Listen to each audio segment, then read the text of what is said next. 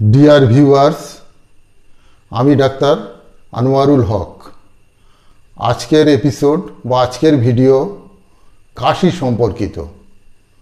আজকে আমি আলোচনা করব কাশি এবং কাশির কারণ এবং কাশির কিছু হোমিওপ্যাথি লক্ষণ সমৃদ্ধ ঔষধ নিয়ে। তো কাশির কিছু কারণ আছে, যেমন অ্যাজমা যদি কারোর থাকে সেক্ষেত্রে তার কাশি হতে পারে।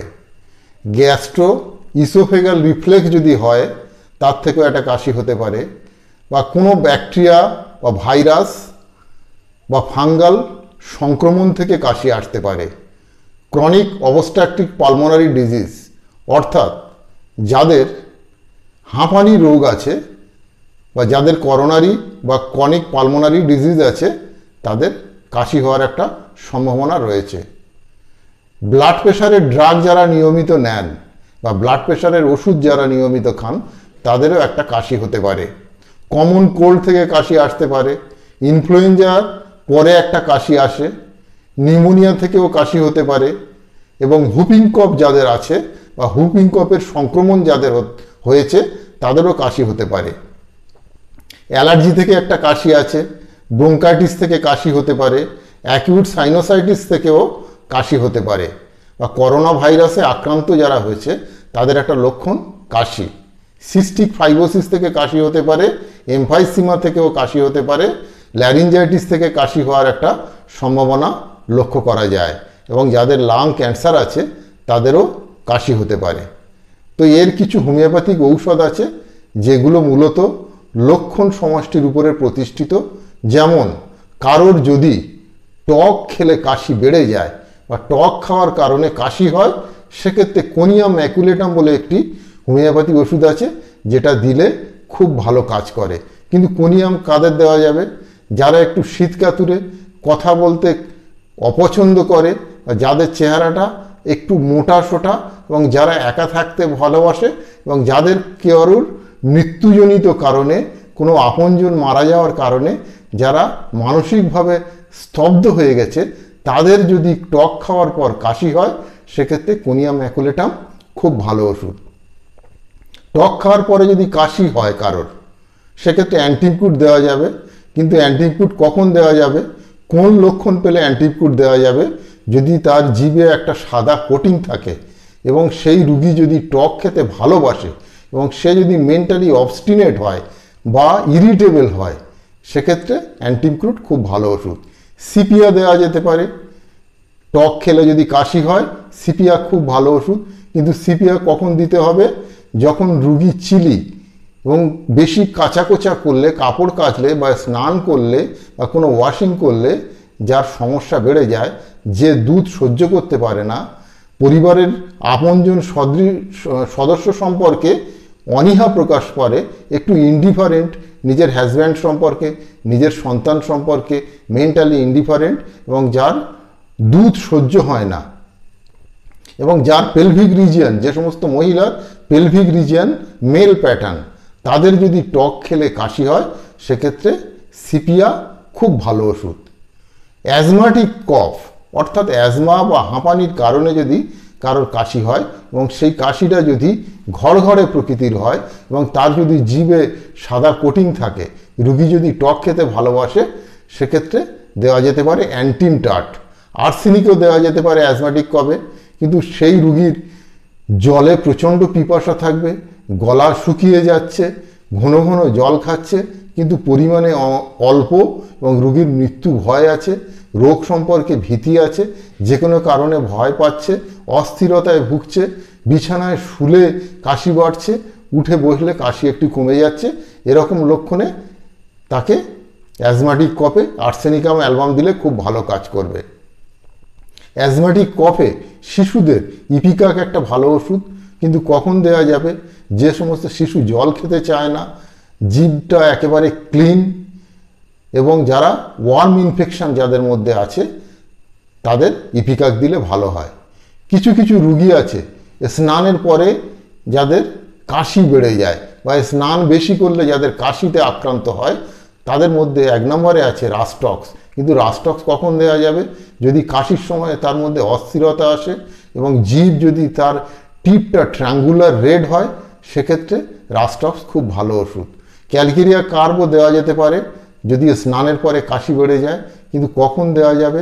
রুগীর কনস্টিটিউশন যদি ক্যালকেরিয়া কার্বের মতো হয়, তার চেহারা মোটাসোটা, ফেয়ার ফ্যাটি ফ্ল্যাবি হবে, ডিম খেতে ভালোবাসবে, ঘুমের সময় প্রচণ্ড ঘাম হবে, রুগীর শীত কাতুরে, এইরকম লক্ষণ পেলে ক্যালকেরিয়া কার্ব স্নানের পরে কাশি হলে খুব ভালো ওষুধ। নাইট্রিক অ্যাসিডও দেওয়া যেতে পারে স্নানের পরে যদি কাশি বেড়ে যায়, কিন্তু কখন দেওয়া যাবে? রুগী মেন্টালি ইরিটেবল, তার যাবতীয় ডিসচার্জ ওপেনসিভ, বিশেষ করে তার ইউরিন অ্যামোনিয়াকাল ঝাঁঝালো গন্ধ, সেক্ষেত্রে তাকে নাইট্রিক অ্যাসিড দেওয়া যেতে পারে। ঠান্ডা লেগে যদি কাশি হয়, যদি কাশির কারণ যদি ঠান্ডা লেগে হয়ে থাকে, সেক্ষেত্রে হেপার সালফ দেওয়া যাবে। কিন্তু হেপার সালফ কখন দিতে হবে?